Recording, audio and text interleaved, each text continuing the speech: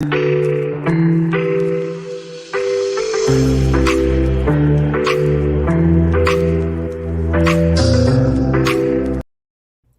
this content is for entertainment and educational purposes only. This video is brought to you by First Detachment Nutrition. Battle tested, expert formulated. Use discount code AB10 at checkout for 10% off.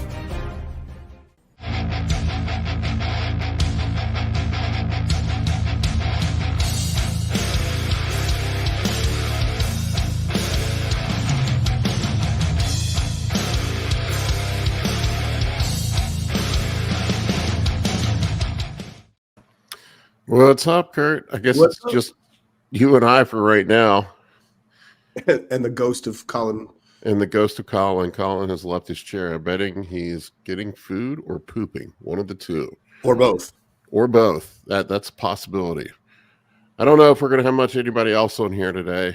This might just be us. I think Colton's traveling across the world. He's traveling across the world. And everybody else is doing New Year's things. I was going to talk about our New Year's bodybuilding resolutions today, and we've got a bunch of stuff going on as well too. Yeah. But, we booked our tickets for the Arnold, so if anybody's going to be there, check us out at the Arnold. I'll be wandering around in the crowd. Most people aren't shy to come up and say hi, but I can't promise my social anxiety won't kick in, but I'll be there. You can say hi. Kurt will be there as well. Yep. But we're rolling into town on be there Thursday night. Yeah, Thursday night we'll be there all day on Friday and Saturday for the show. What goes on Sunday there? I think more of the strongman stuff. There's other things, but the bodybuilding's done on Saturday night. So I've never been to the Arnold before, so this is the first time I've gone. This will be my first experience with the Arnold. I've been to a bunch of pro shows, but never been to any of the big ones like the Olympia or the Arnold. So I'm going to make it to both this year, at least do my best effort. I will as well. What, I don't know what I was going to ask you. Man, this week I got my ass kicked by the flu. This rebound has not been a rebound. I'm only up 10 pounds from my show. So I was basically back down to show weight this week. Shriveled up.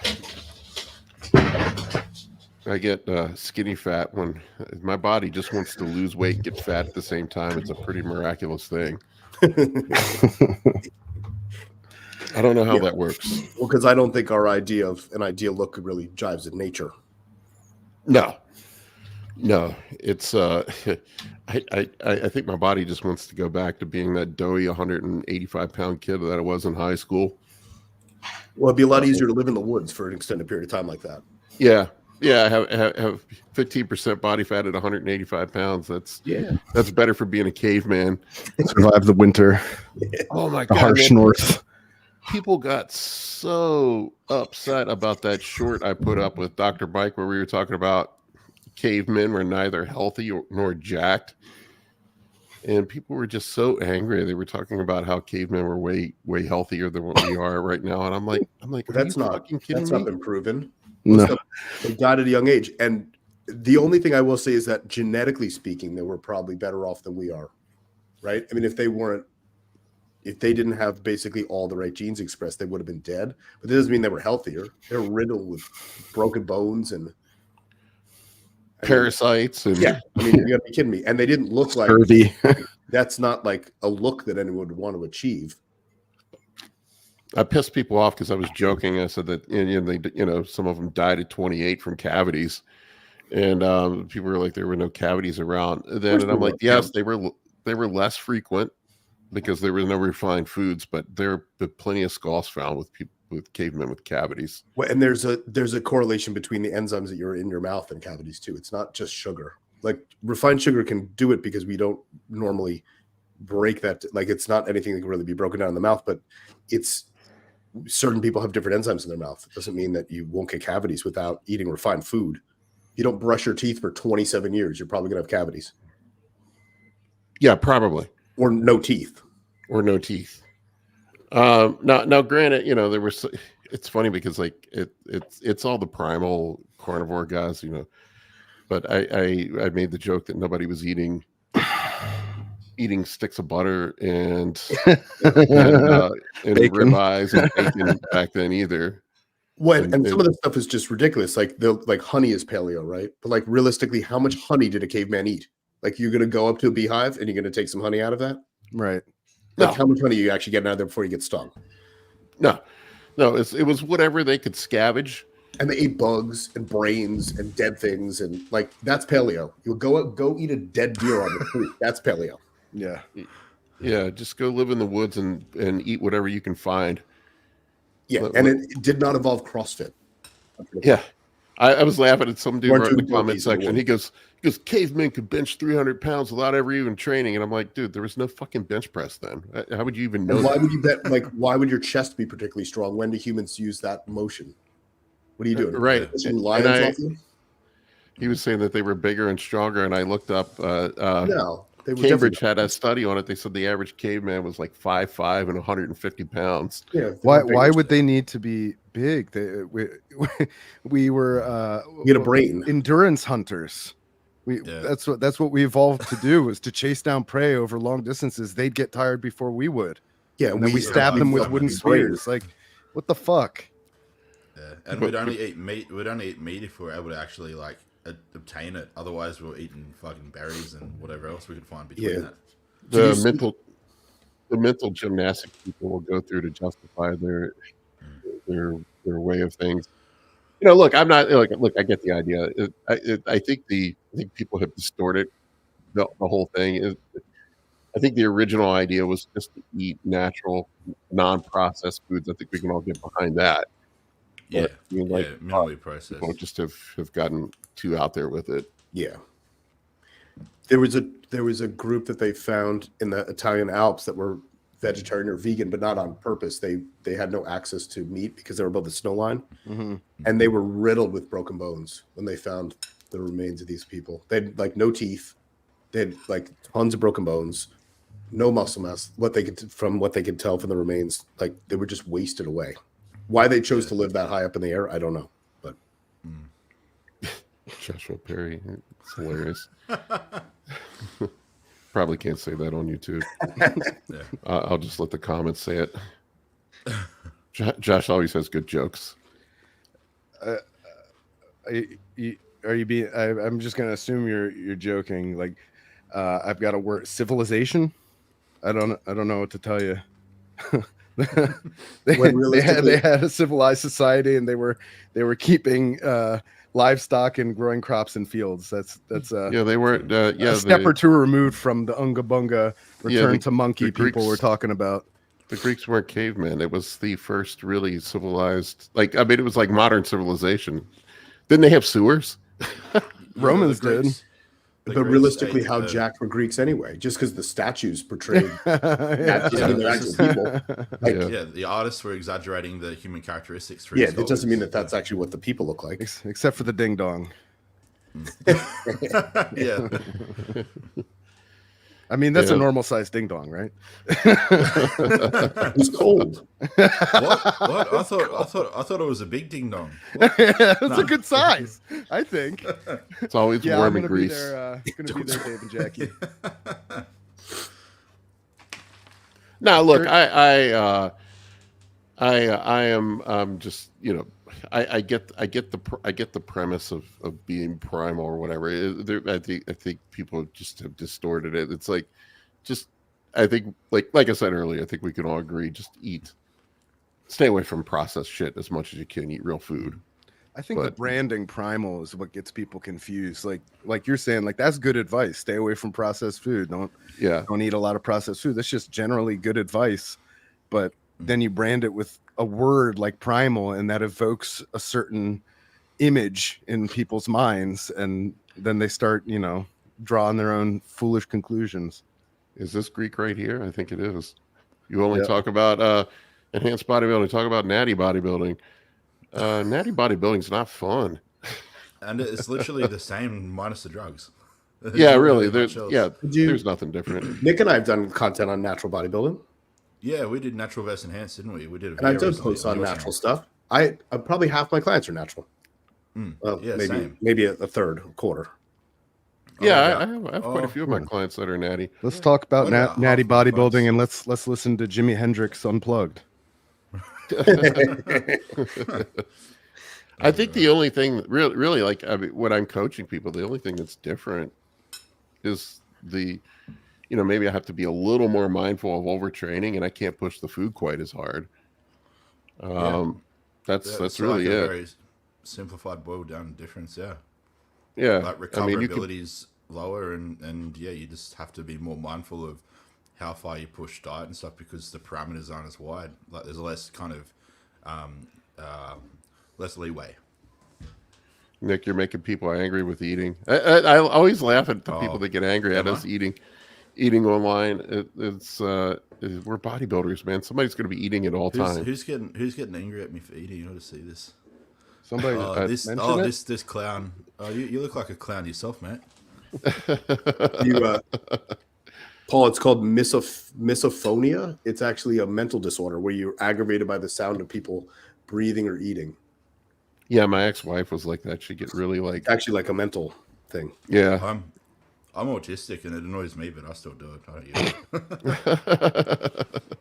I try not to, but it's just like, if you're like in full-blown bodybuilding season, you're eating every 2 to 3 hours. And it takes me, I'm a slow eater. It takes me like a half hour to eat my damn food. So there's only like I'm probably eating as much as I'm not eating during the day. Yeah. And I'm sure you guys can relate. Like you get to that certain point in the off season where it becomes an actual literal chore. Like eating. It's gross. Yeah. It's like you actually look at food, and it's almost like you're looking at like a female that you find really unattractive. You're like, oh God, like it's just not pleasant at all. Happy New Year, Big Kurt and Medium Paul. Where is the chairman? Happy New Year, George. Yeah, almost Happy New Year. Yeah. Oh man, I people are funny about things, man. It's I tell them to go file a complaint with customer service. We'll get you a refund on the cost of admission.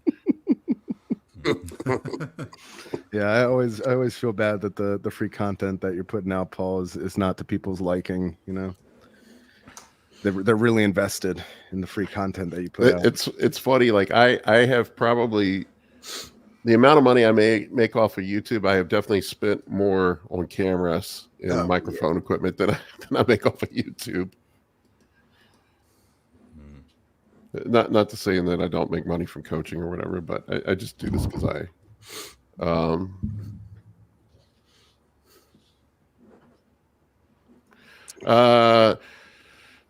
I can't say the Greek name, but Paul, elaborate on the natty bodybuilding is boring. Like, how do you feel about feeling PEDs? I actually put a video up about, it's funny, ironic. I put a video up earlier this week about this.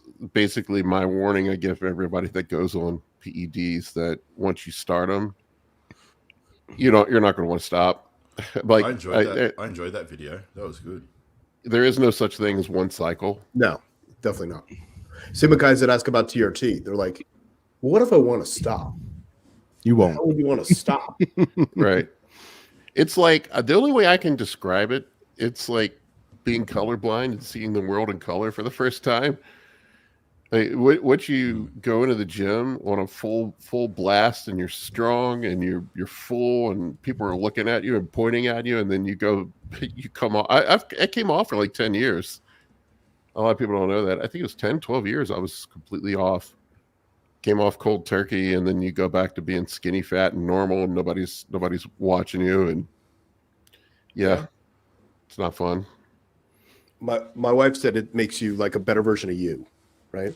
That's how I always felt. I felt like I stole the person I was supposed to be.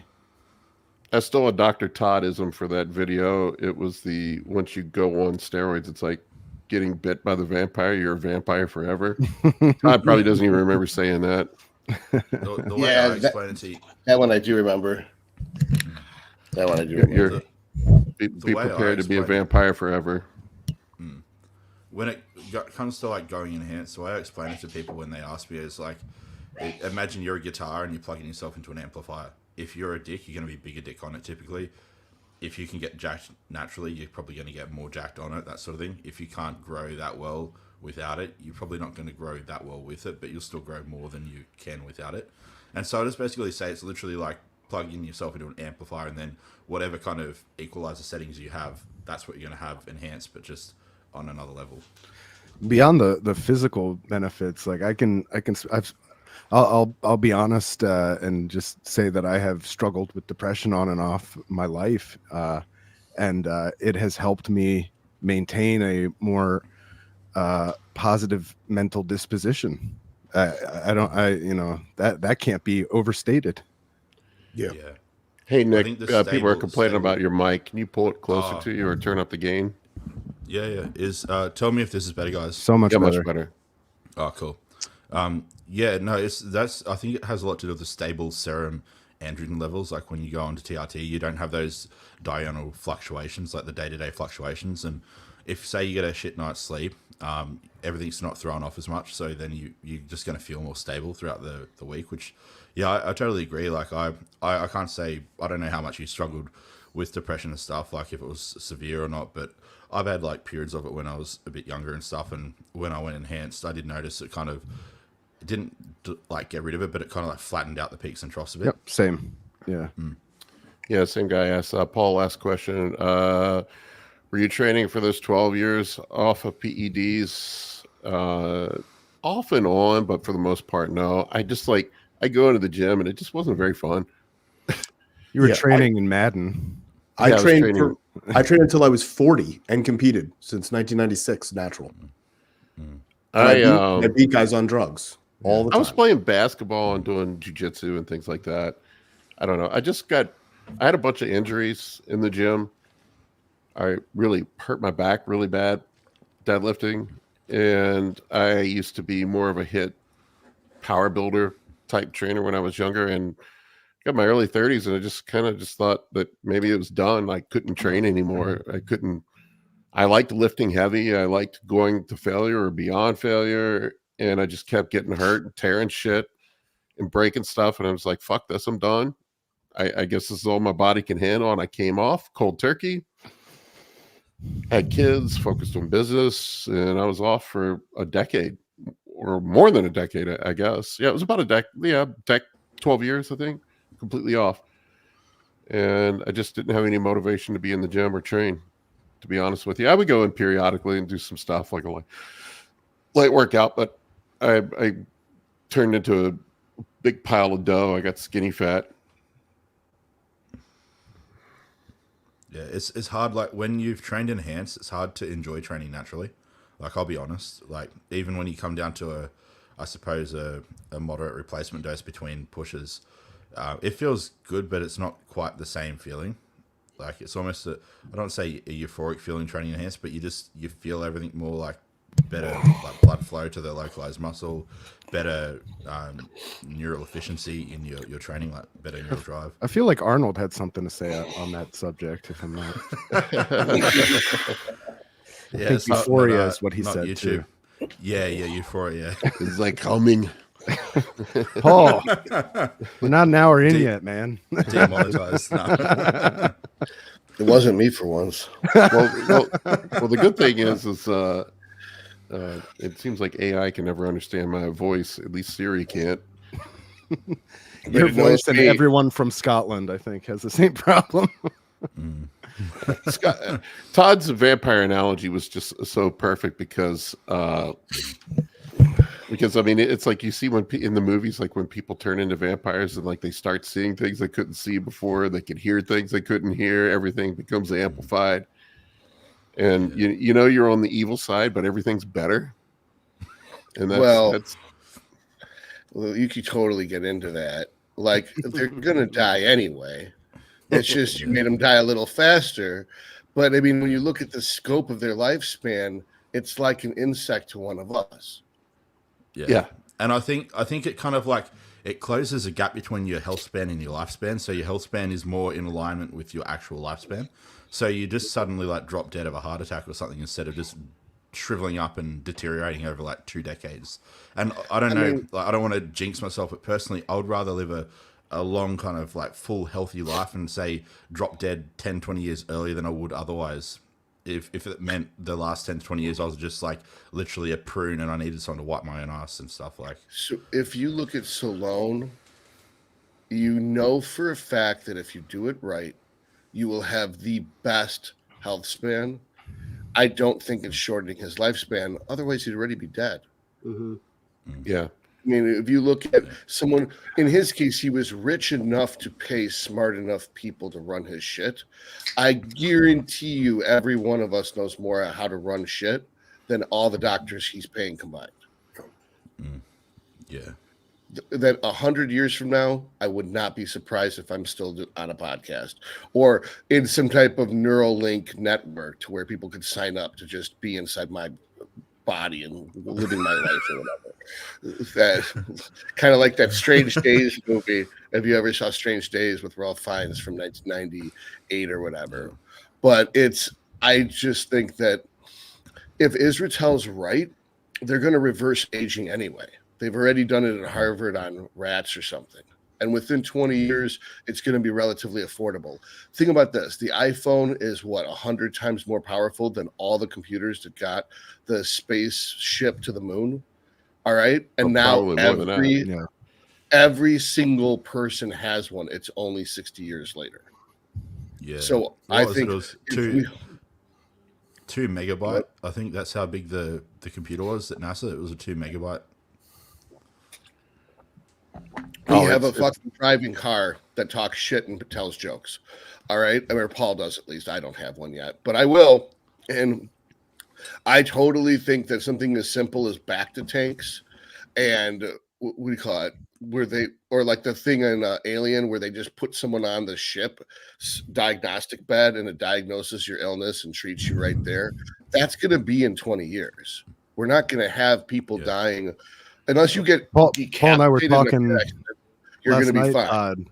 About like the advances are going to come faster than we've ever experienced before in the history of humanity, at least that because we know of AI. of, because of AI.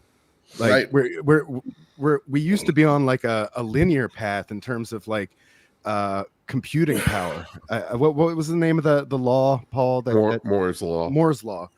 That predicted the advancement of computational technology over the past, since its inception, based on the number of transistors that could fit on a microchip.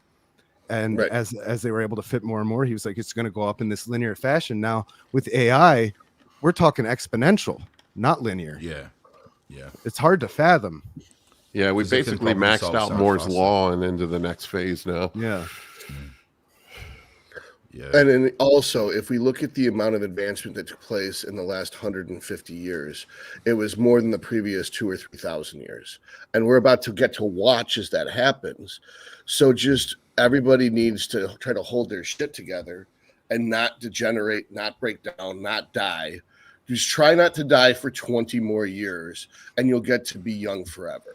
Everybody gets to be a vampire. It's like Oprah handing out cars. It's like, you get to be immortal, you get to be immortal, you get to be immortal. And all you got to do is just fucking hold it together for 20 more years. Well, I want to be a vampire. Yeah, me too. Yeah. There's a cool sci-fi short story about sort of the future you're describing, Todd, where they came up with this pill that it was like just a bunch of nanobots, and it went in and fixed everything that was wrong with you, made you the best version of yourself, prevented illness from occurring, right at the source and all that.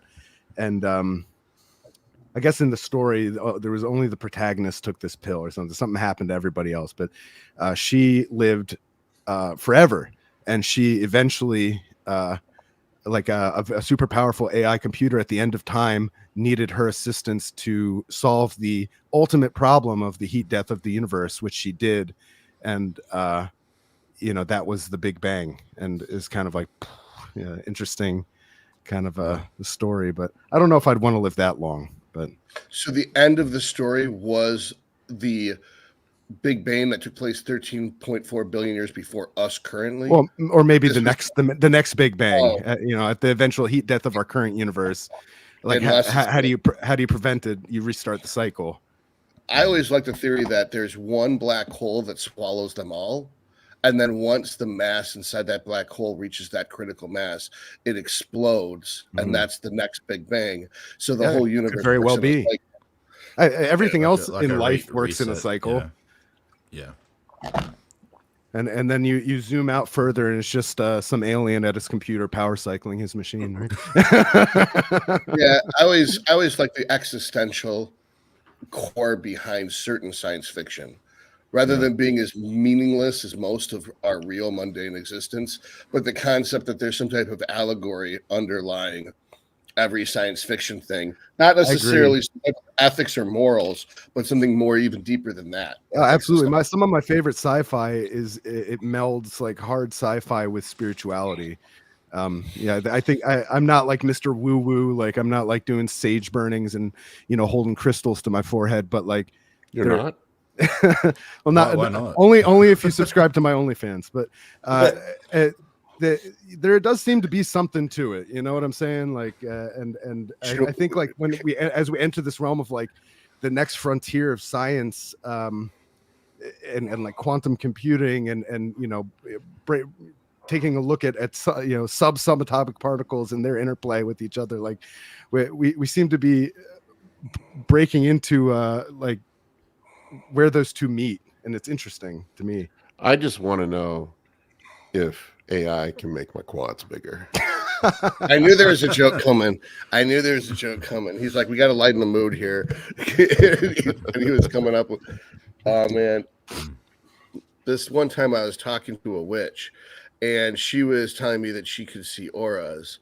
And I thought, like, what would be really fucking cool is if we made glasses made out of crystals that had like a kaleidoscope feature.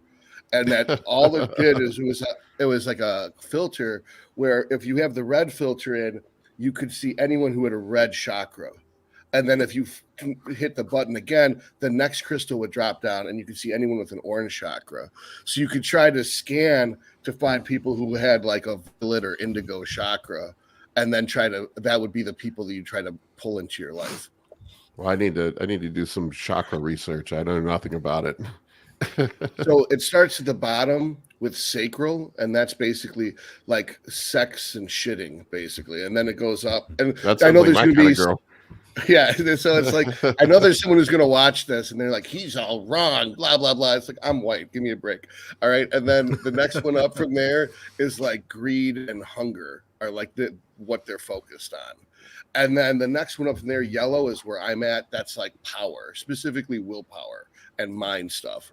And then the next one up from that is love, which is, and then the next one up from that is verbal communication. That's blue. And then indigo is, I believe, where the third eye would be. And then that is being able to receive. So it's so esoteric, I don't even know how to explain it. And then, so like theory, if you eat meat, that closes. So that's why the Brahma caste doesn't eat meat, is so that their third eye can be open so they can absorb spiritual information and be able to lead the spiritual journey of the other ones. And a lot of people are like, you're totally wrong. And I'm like, it's an interpretation based off of a vampire role-playing game. And then and it's like off the top one is like divinity is the last one. This man needs Jesus. Omaha Steak says this man needs Jesus. Todd, did you learn this in medical school? Yeah, I know. People are like, I can't believe he's a doctor and he knows about something that's not medicine. It's like, yes, they grew me in a vat, and they just after I was able to like walk and not shit myself for a week, they put me into medical school. There was no life existent. They made Todd. Which third eye are you talking about, brother? Yeah, the brown one. That's the sacral eye. Yeah, that's the whispering eye. That's the direct route to the red chakra. Is through the brown eye. Talking about the red chakra, Kurt, your hat makes me want to watch The Life Aquatic with Steve Zissou again. I love it. Sorry. No, don't apologize. That hat is dope. Bill Murray would be proud. We're so off bodybuilding. Yeah. Oh fuck! I didn't check my script for today. I laugh. I get people every once in a while that reach out to me, and they're like, I want to get into doing podcasts. Like, what do you do to plan for it? And I'm like, nothing. Nothing. Literally, just get on here and we pull the string on Dr. Todd and see what happens. That's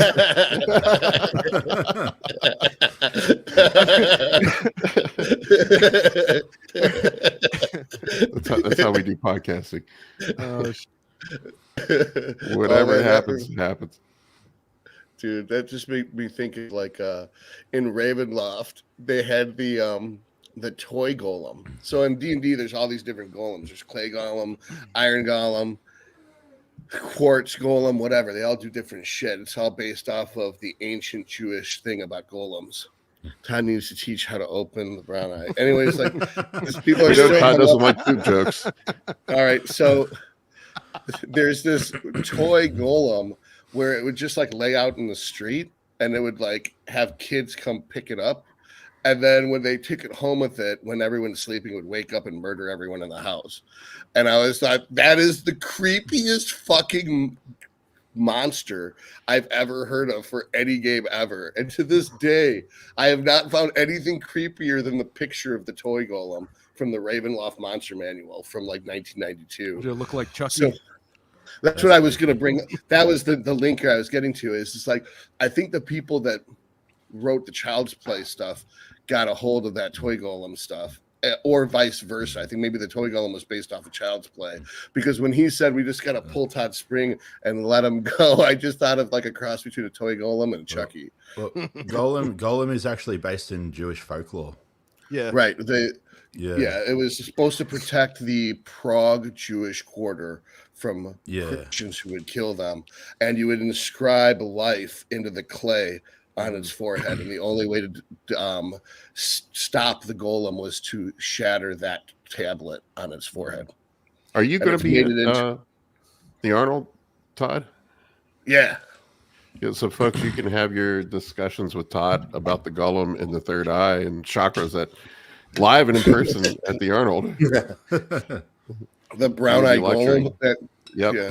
He will be lecturing. That's probably my favorite Van Morrison song. Oh, that reminds me of the shit demon from Dogma, which is a banned movie. You can't watch that and Tropic Thunder, all the good ones. It's funny. Yeah, they don't make good movies anymore. Oh, was that the equivalent of the Big Hook from the Gong Show? Was that the Gong Show that used to have the Big Hook that would pull people off the stage? Yeah, I remember that from when I was a kid. That's how old I am. Everybody here would have seen the shit. I got congestion. Everybody here would have seen the movie Porky's, yeah? Remember that? Yeah. Oh yeah. How good that was a classic. That was kind of like the start of those like raunchy shows or raunchy films, I reckon. But I thought that was the best. I'm old enough to remember all that shit. I remember I was watching it and my mom would laugh. She'd be like, "You don't even understand these jokes." So I would just, it's like, no, and then really. you'd laugh because you did. Oh. No, there's a lot of them I didn't understand the first time through, because when did the Porky's come out? 82, 83, Something like that. 82, 83, yeah. My mother is Irish Catholic, and so she did her best to shield me from everything 81. objectionable.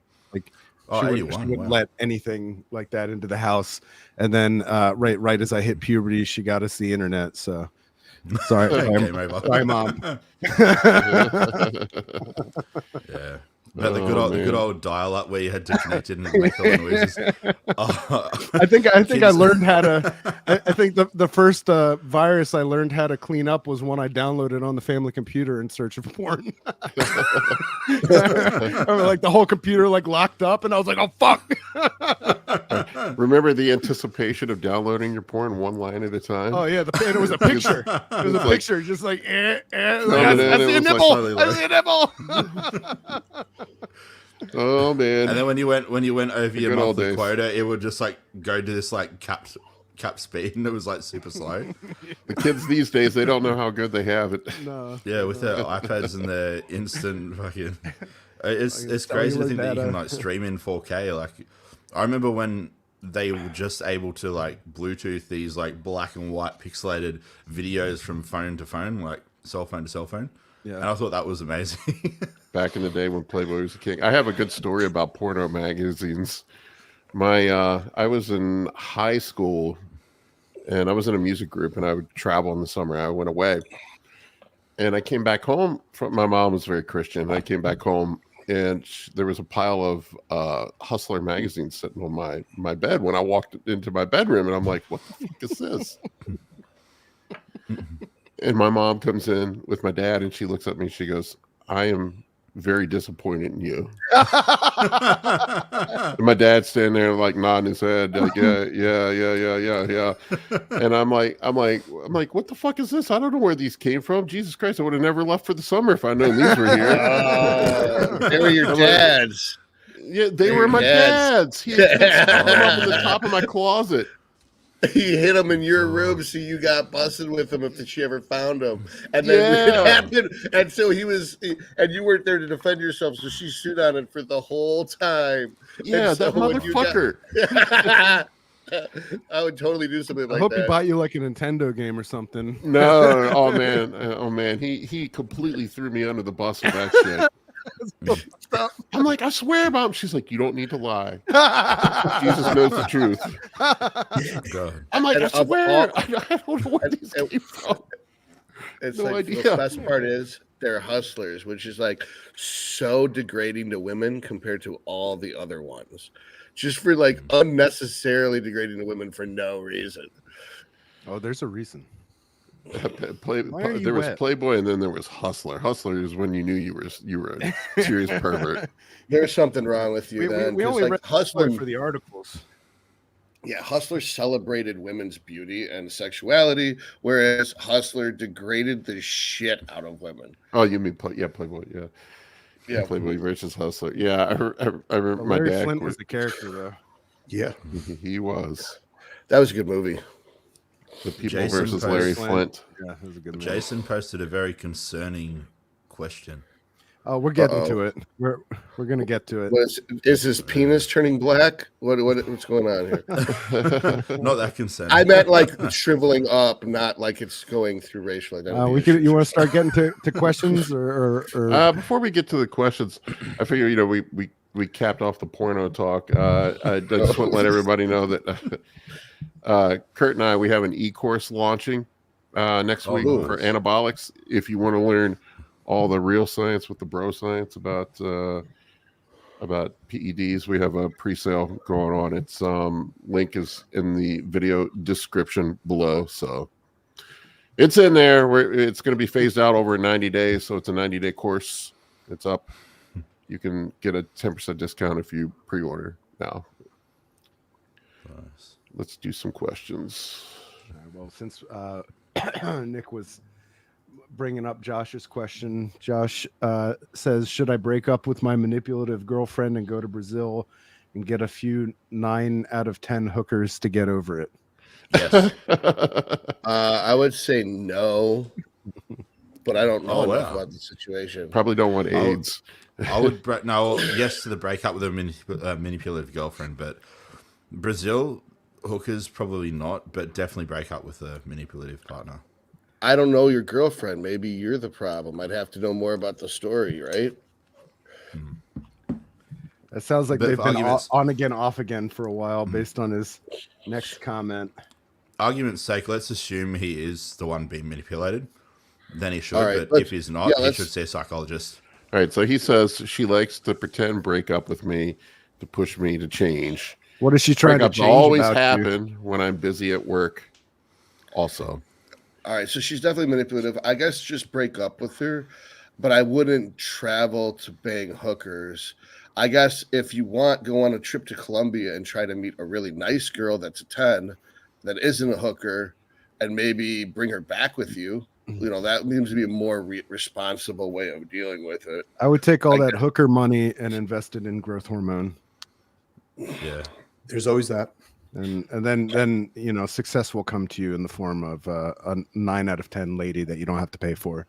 I can give Jason, also hookers don't like to snuggle, so I can give Jason my dad's phone number. He has a collection of retro Hustler magazines that are probably feeling pretty lonely right now. Tough time. Yeah, that might be a better option. So a safe one, no STDs. what's the amount of GH you have to take to get a girl, Colin? Because I'm up to 18 units a day. It's like, how much more do I have to take before that actually works? I feel like you need to maybe work on your next chakra. I don't think GH is your problem, Todd. I'm sorry. Okay, it's the spiritual thing. I think maybe do your best to do a pull up and get out of that yellow zone. Go from yellow to green. Be radiating a green aura. Well, ladies, Todd will be at the Arnold Classic accepting applications. So periodize a macrocycle out to get you from the yellow to the indigo. I'm a big fan of the axiom that we accept the love we feel we deserve, and I feel like you deserve a nicer girl than the girls that you've described as having dated in the past, my friend. Right. Oh, you said he used to live in Brazil. Well, then you know all right. Well, I still don't. I just don't. Something about paying for sex bugs me. I've just never done it. I don't think it'll help him get over it. If anything, it'll just compound the problem. Yeah. And if self-worth is a bit of a problem there, like paying someone for affection and love and stuff isn't going to. I get what you mean, Todd. I'm on board with you 100%. Yeah. So in summary, way better than I could have said it. Take that energy and focus it inward, not outward onto hookers. In summary, break up with the manipulative girlfriend. Yes. Say no to hookers. Say yes to chakras. Well, save that money for Pharma GH, right, Kurt? Yeah, and girls prefer guys on Pharma GH. They don't like the guys. They got like itchy red marks on their skin and stuff. Leanne's got the right idea. Leanne Hunter, spirituality and sage burning. That's right. Yeah, sage. Isn't that what you use to keep away ghosts? I think that's what you use to keep away ghosts. Just burn sage. Yeah, evil spirits or something. Yeah, just to cleanse the house. My mum used to do it. It's real weird. So I think I burnt the wrong kind of sage. Oh, I got you. That's a marijuana joke. I got it now. All right, next question. What do we got? This question came in before we started the stream. Oh, all right. S225. I'll read it for Spotify. Dr. Todd's conclusion on generic versus Pharma GH. Todd, take it away. All right. So I have just completed my experiment. I just got the results back. I have tested genotropin. I have tested metotropin. I have tested Serostim. I have done intramuscular, subcutaneous, 3 times a day before bed, sub-Q, all that shit. And I came back full circle to what I had originally believed, and that the most bang for your buck and the most effect per dose is metotropin 3 times a day, intramuscular. That's what works the best. So like the prevailing bro science wisdom is what I came up with, that when I compared the IGF-1s, that I got a higher IGF-1 response out of the metotropin than even the Serostim. Now that is, but things were changing as well. So some of the data looks confusing, and I could go over it. It'd probably be a whole podcast. But so with metotropin only and 12 units, I would have like a 458 and out of 101 E2. 458 IGF-1 and a 101 E2. When I switched to 12 units of genotropin, I went down to 419. However, I brought my estradiol down from 101 to 86. So that's a confounding variable. It would imply that the E2 had a big effect on the GH, the IGF-1 going down, not the brand itself. However, I had some severe dehydration side effects while I was running the genotropin. From the diuretic? From the diuretic in it, yeah. And then when I switched to a blend of, I was doing 2 units of genotropin 3 times a day. In the first 2 shots, I was doing 4 units of Metotropin, and the last shot I was doing 4 units of Serostim, because at the time I didn't have enough to run a full experiment. That's when I had the best results with a 568 IgG1, and my E2 was back up to a 101. However, because I had changed the protocol relatively quickly, and I went up on Test and Primo at the same time, I started feeling like I had gyno, so I changed the ratios again. And when I got the test, I did a test with Serostim for a couple weeks. The first week I did it before bed with just sub-Q, and I got really fat really fast. It was incredible how fast I gained body fat by not going intramuscular 3 times a day. Really? Now, could I have done that? What about subcutaneous 3 times a day? I think it's more the frequency than the actual, I know. Yeah. I thought of that, but the thing is this. The time it takes to get from sub-Q to the bloodstream is about 3 hours, but the time it takes to get from the muscle to the bloodstream is only about 20, 30 minutes. 30 minutes. Yeah. So in What does order that to with do fat loss? But once because you reach peak IGF levels, wouldn't it really be irrelevant? Like, I don't think it had anything to do with the IGF-1. I think that not okay. having the constant coverage of the GH when I was using insulin on top of it, the less GH was no progestogenic longer activity, that sort of thing. No, I just don't think that the GH was protecting me from getting fat from the insulin. So running the insulin without the GH resulted in fat accumulation throughout the day. So at the end of the Well, wait, Todd, clarify that though, because that's not scientifically sound. Too much food causes you to get fat. Insulin can cause you to get fat. Just no. with that statement. Okay, so I was on a fixed amount of calories though. So I actually went down in calories. I actually went down on the food. Oh yeah. So there's a lot that I'm going to skim over because it's going to be too long for this format. So I'm talking about the relative change of this stuff. So obviously, if I was in a deficit, I wouldn't have gotten fat from doing 1 GH shot at night. I'm saying that while you're in a calorie surplus, while you're eating 4,500 calories, while you're shooting insulin to absorb and process and speed up metabolism, switching from 666 to 0018 resulted in more fat gain than when I had it spread out. So I had switched before I could get the blood work done because of these fucking holidays always make everything close. And then so I just couldn't rationalize getting any fatter just in the name of science, because I would never do something like this or recommend to someone that they do it just before bed. I would always say that you should split it up. And so I would inject.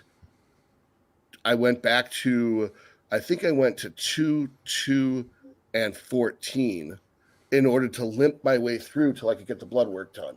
I figured that you get the maximum fat burning effect from the 2 units, but you get the huge bolus at bedtime from the 14 units. So it's not a huge change away from the bedtime injection, but I get at least the coverage from the first two injections.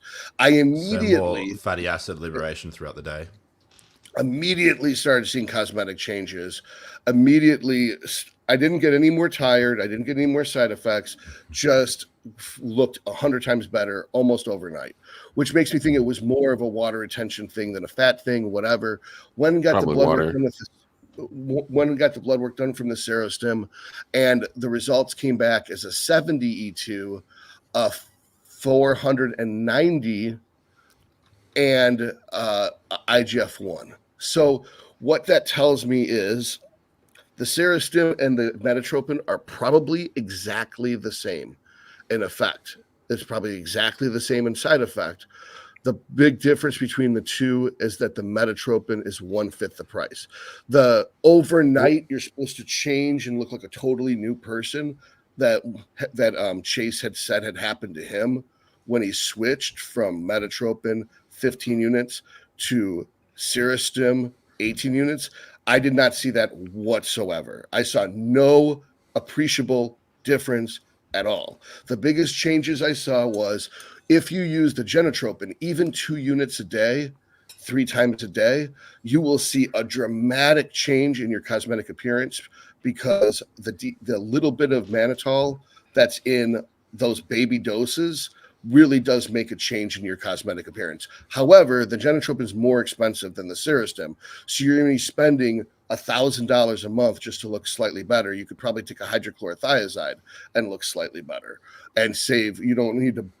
Why buy the world's most expensive GH just to get the diuretic that's included in it, when you could fine tune the amount of diuretic with a safer diuretic like hydrochlorothiazide. So, I don't see a difference in the GH from the Metotropin and the Serostim. However, I'm going to complete the experiment, and for the rest of this off season, I'm going to run just Serostim.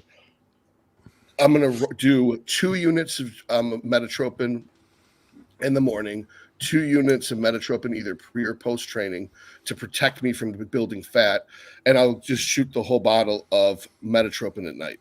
I mean, of Serostim at night, to get the full experiment of 18 units of Serostim a day. So I'll really be at 22 units a day, 4 units of Metotropin and 18 of Serostim. Where's Chase at to represent Team Serostim? I'll go with Team Serostim if you want. Okay. You know, Team Serostim. Okay, so I agree with Todd to an extent. I disagree with him. I think I also wouldn't say why is Genotropin more expensive than Serostim? I don't think cost plays. Cost is just who you get it from, right? So you could be paying $1,000 for black tops from China that have no name on them, or you could spend, right, like. The cost, I don't think, plays a role there. If someone is cost sensitive, GH is probably not the right game for them to begin with.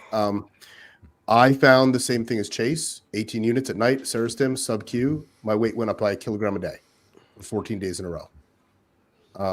I would think for fat loss, I would use half that amount and split it up sub-Q. I think the sub-Q versus IM is totally irrelevant. I think all you're doing is changing the fact that the amount of time it takes to get into the blood.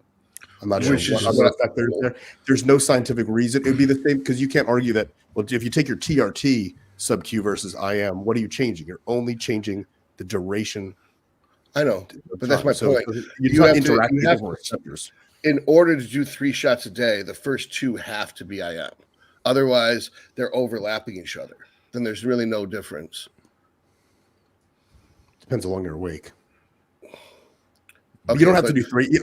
When I was saying you could even split it up. Like you could get, I think you get noticeable fat loss effects on 6 units of Serostim, 3 and 3 in the morning, 3 before bed.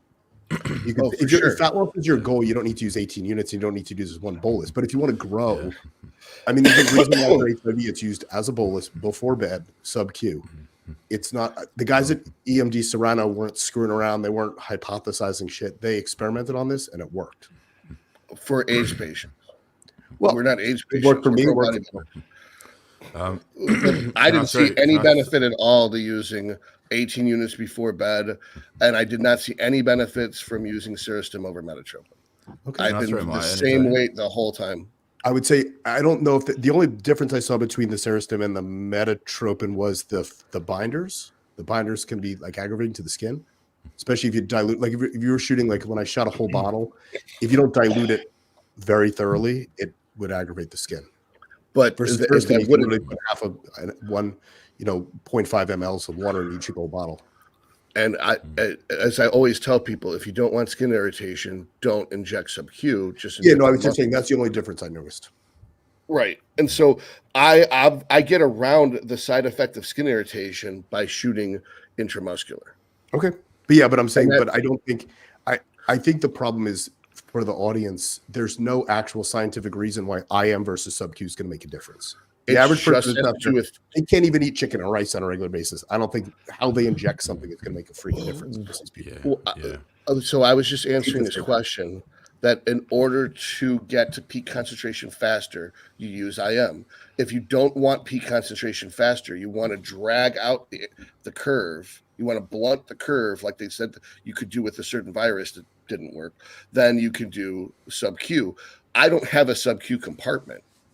I don't have a place in between my skin and my muscle to put a bolus of liquid. I don't have the fat. So I go, as soon as it goes through the skin, it goes into the muscle. Now, some of my patients, they don't have the ability to inject into muscle. And their whole body is just fat with some muscle inside. So like they can't get to the muscle. And that is why I make a think, 6-inch needle now, by the way. oh, that's cool. But I think that anybody who has medication from a pharmacist or whatever that says go sub-Q, it's because the average American is so obese, there's nowhere on their body they can inject into the muscle to deliver the drug faster. That there's plenty of drugs that work better intravenous, but they're not going to tell patients to inject it intravenous because patients aren't sophisticated enough. They're not nurses. They don't know how to do it.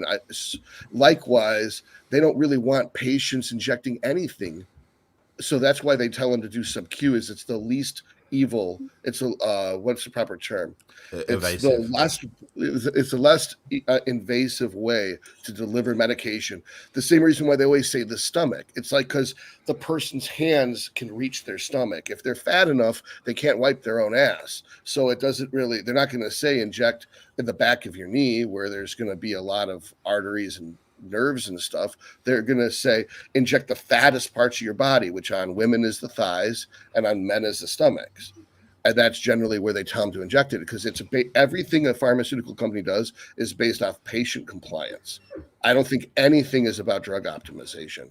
And like you said, the average person who watches a show on YouTube to learn how to use drugs is still struggling with chicken and rice. They're still trying to get through kindergarten. So if we're talking to them about PhD level shit, like, well, we get a 1 hour, we have a 90-minute time to peak onset with intramuscular, but we have a 270 time to peak onset with subcutaneous. People don't know what fucking peak onset means. So you're right. It's completely irrelevant to have that level of specificity. However, all my content is made for people like you, and then people enjoy it. And that's why, whereas I know that most of the internet, like the Dylan Gemellis out there, like, this is fantastic. I put on 20 pounds of muscle. Buy my shit so I can buy more sneakers. Like, and I know that's basically where the sophistication level is, but that's not me. That I am like, I have to do the best job I possibly can. And I'm going to communicate the details that I think are relevant. And that I think that if we're going to do multiple shots a day, you want to hit peak onset as fast as possible so we can deplete it as fast as possible so we can still use the pulsatile fashion of delivery, as you had indicated earlier in this week in the group chat, that it's the pulsatile fashion that actually grows muscle, not continuous infusion that grows muscle. So if we're shooting in the fat and we've got some really blunt curve that lasts 18 hours, we're going to basically distribute 1 unit of GH per hour for 18 hours. But if we were to spike 6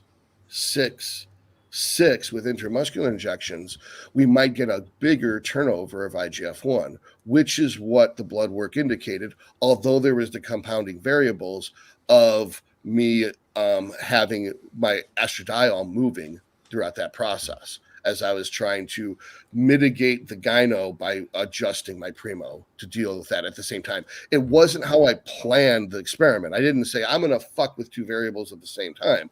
That I spent a lot of money to use Serostim to be able to isolate the variable of the Serostim. Unfortunately, I had just adjusted my test based on a group conversation prior to that.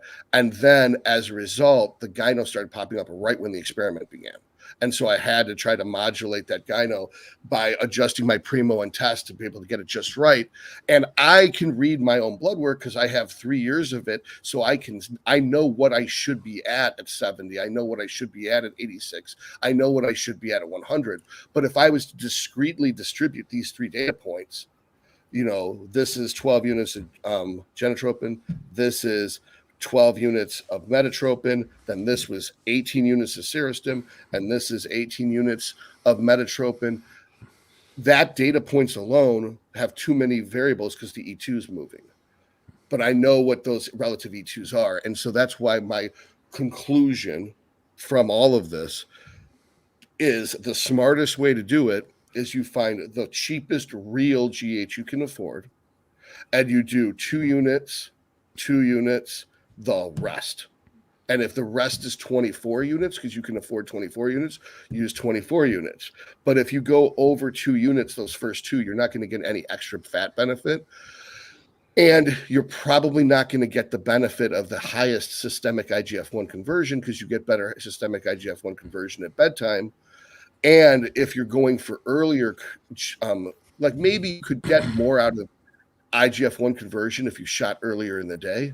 But that same unit that you're using earlier in the day, you'll get double the IGF-1 conversion if you shoot it before bed. And you'll sleep better. And you'll have nightmares. And nightmares are great for learning. Can I throw in my anecdote? Yeah, of course, man. So I recently, obviously started my next push phase. Only on maintenance calories this week. Next week it might go up a little bit. But I did my mini cut recently. I was on a lower dose of GH in that period, just 4 IUs before bed every night. But I've recently switched, obviously, back to frequently administering it because I'm taking more now. I'm at 8 IUs a day at the moment, 2 in the morning, 2 around training, and then 4 before bed. And yeah, look, my calories are at maintenance. My weight spread stayed the same, but my body composition has improved substantially in this 1 week. So I don't know what that's from. I don't know if it's just placebo, but I definitely do think there's something to more frequent administration for, I guess, more of a cosmetic effect. Whether that's just better intramuscular fullness and less subcutaneous retention, I'm not sure, but it's definitely working, I think. Well, multiple shots a day is definitely going to burn fat during the hours that you're doing those multiple shots. So the question isn't, should you use 18 units of Serostin before bed? If you can, do it.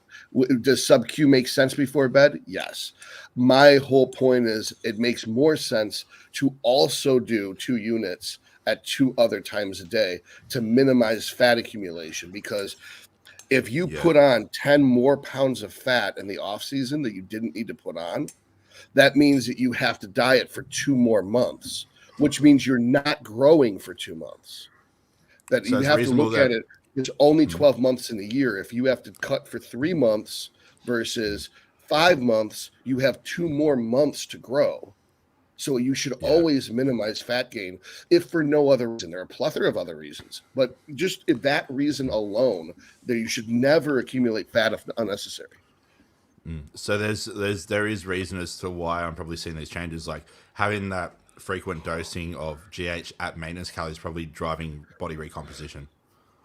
Right, that you're probably burning fat at a faster rate or at the same rate that you're building muscle, because I think we figured out. I was just going to say, I think I'm even in a slight deficit. So what would be happening, I think, is the GH is liberating those fatty acids to fill in the void that deficit is obviously otherwise there or present. So now I'm technically at maintenance calories, but it's using a portion of my fat that's being liberated to basically bring me from that small deficit up to maintenance and then drive that recomposition. So the point of the GH, aside from IGF-1, is that it drives carbs into the cell and it liberates fat from the cells so that the fat is used as a preferential fuel source, not carbs. Is that not correct, Kurt? Or am I oversimplifying it? How would GH drive carbs into the cell? I believe isn't it the IGF-1 that does that? Yeah, that wouldn't be GH that would do that. Okay, so because GH, your blood sugar will go up on GH, so it's not driving it anywhere. It's just going to float. Okay, so IGF can, because it directs the insulin receptor. But I guess the GH begets the IGF-1. Oh, so the downstream effect. Okay. Indirectly through GH, you have glucose and amino acid uptake into cells through IGF-1. Yep. All right. Okay. Insulin also does that, right? It on top of it driving the carbs and the aminos into the cell, that also upregulates IGF-1. So using them together is great. The downside is, in theory, insulin will deposit fat into fat cells, whereas the GH liberates fat from fat cells. So that normally if you used insulin without using GH, you're going to be storing fat and muscle throughout the day. But if you were in a surplus, But if you use GH under the insulin throughout the day, you're minimizing the amount of fat storage because the fat out should be appropriately or higher than the fat in. So throughout the day, you're going to run on fat more so than running on carbs.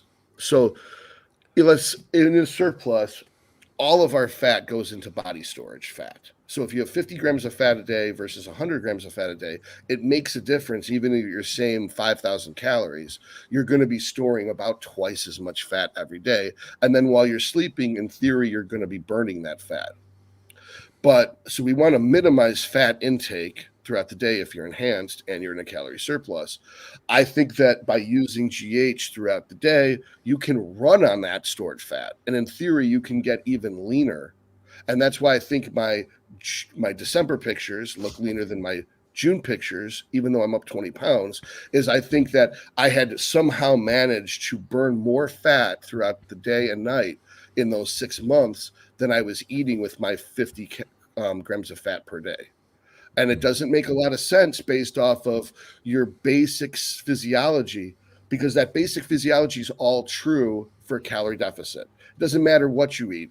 Like technically, Sam Sulik's right. You could eat Twinkies and Pringles and drink protein shakes, or you could have steak and rice while you're cutting. In theory, assuming the hunger didn't make you cheat, you're still in a calorie deficit. You're still going to burn the same amount of fat. But in a surplus, it seems that it doesn't. And Paul and Kurt are good examples of this. If you're fat, and Roman, if your fat's low enough, you can eat thousands of grams of carbs a day, and you just build muscle. You build no fat, because the GH protects you. The insulin drives the carbs into the muscle cell. I didn't see what those dudes said, Colin. Could you pop those back up so I can read them? Oh, it was nothing relevant to this. Oh, okay. But I think you did answer S225's question, and then some. let's Kurt, do you have anything to add? Did you have something to? No, Okay. no. We could do another one on GH again. I'd feel bad taking the whole show for GH. Yeah.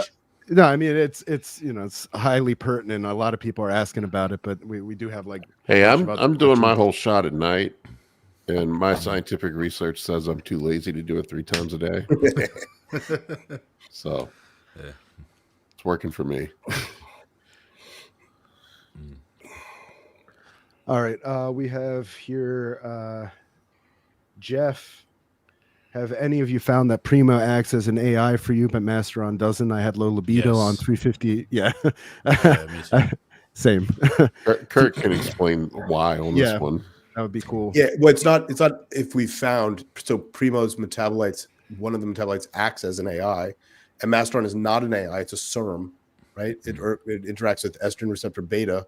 So that Masteron should not lower serum estradiol. I'm curious, when people have blood work, does it lower yours, Todd? Are you agreeing? Nope, not at all. I think if someone shows low estrogen on Masteron and test, that it's either not Masteron or something else is going on. It could be liquid Arimidex. They might have sold you something instead of Masteron. Because Masteron itself cannot lower serum estradiol. I want to add to that the binding to the estrogen beta receptor is better than it sounds. Estrogen beta seems to be inhibitory of estrogen alpha, and estrogen alpha is the more female or negative effect. So binding to the way that it fights breast cancer is it binds to estrogen beta, and the estrogen beta antagonizes estrogen alpha. So we have a negative signal. Yeah. I think the Primo thing as an AI though is individual, right? Like for me, it's not. It doesn't seem to be a very strong AI. Like for you, Todd, you move by 10 milligrams. Extremely strong. Yeah. So if I change 2 milligrams, 10 milligrams a day, I can drive up or down. Like for instance, my E2, I was at 840 and 210, and then I went from 840 to 280, and my test went down from, my E2 went down from a 101 to a 69. Wow. I'm the same as Todd. Like if introducing Primo into my stack can be the difference between me handling or tolerating only like 500 megs a test or like a gram Like just having a bit of Primo in there can be the difference between that. But yeah, what he said is right, and I mean it makes a lot of sense, and I'm sure you guys will agree with me here. Like Masteron was developed, like you said, for treating women with breast cancer. So if it really tanked estradiol, that would be bad. That would be a big no-no for women. So they obviously want to try address the cancer while not destroying the female's health. That's a good point. Yeah, obviously women requiring high levels of estrogen makes sense for it to act more like a SERM than an actual AI. Because I think we know where the Masteron as an AI thing came from. Yeah, there was the world's best PED educator. There was that was a great diagram that someone who's that Nick yesterday. Oh, the diagram. We can't show Todd. That's up. Todd, have a look in the group chat, Todd. It's big. All right, Garbage in, garbage out, I think is. Yeah. Here you go. Did you see Steve's, This is fucking awesome. Who made this? I did. I basically just spat it out at dinner with Steve and a few of the other boys, and Colton was there, and everyone just pissed themselves laughing. Apparently, Steve told Derek, and Derek pissed himself as well. He said that was the best thing he's ever heard. Oh man, that is fucking funny. All right, what do we got up next? see here. Next question. We had a good one from Romano Aesthetic. What really separates a successful bodybuilder from the others in terms of competing? Assuming that the gear protocol and everything else is equal. I've got my theory. Outside of genetics, but consistency. Right, outside of genetics. Yeah. Just being consistent, man. Like most people aren't consistent enough. They follow the diet for a week. They don't follow it for a week. They train hard for a week. They don't train hard for a week. The guys that went on stage do the same shit every single day, day in, day out, week after week, year after year. I mean, people. It's funny. People see like my progress, and they ask me. They all think it's steroids, and I'm like, my cycles literally have not changed at all. Yeah, really. Yeah, same. It's just I run tests, Primo, HGH, and some insulin pretty much year round. That's it. Yeah, it's like they were. I think it's all of the habits, right? So with the people that are on this podcast, we all are in a group chat, so we talk about this stuff every day. I told them the other day, so I had some conversations back and forth with lifestyle amateur guys and some pros that I coach, and the difference in conversations is night and day. So the amateur guys struggle with things like not drinking booze, not eating cake, not doing cardio, not doing these things. And the pros, they ask me the same thing. They ask me, is this cut of meat lean enough? Do I count the water that goes in my oatmeal? How much salt do I need to put on this food? How many grams of it? It's an entirely different mental process than it is as a regular person. And it's day in and day out. I've literally been eating like this since 1996. I probably took a couple years off in my 30s when I worked in the city, but it's the same damn thing every day. I've been sort of winging it since the end of my prep, but I'm just taking a mental break right now. But I like literally I'll go like an entire year without missing a meal or not weighing my food. Like I don't think people realize how much consistency and patience. I think Dave Blue Collar Bodybuilding brought it up. I see a lot of people, especially people that I coach, that'll come to me 2 months in and they're like, I'm not seeing results, and they cancel. I'm like, no shit, you're not seeing results, dude. It's only been 2 months. Yeah. I think people are too emotionally influenced. Like they let their emotions influence their actions too much. Yep. Like there's the number of days that I could count on my hand where I actually was like 100% motivated to go to the gym and shit like that would be very, very minimal.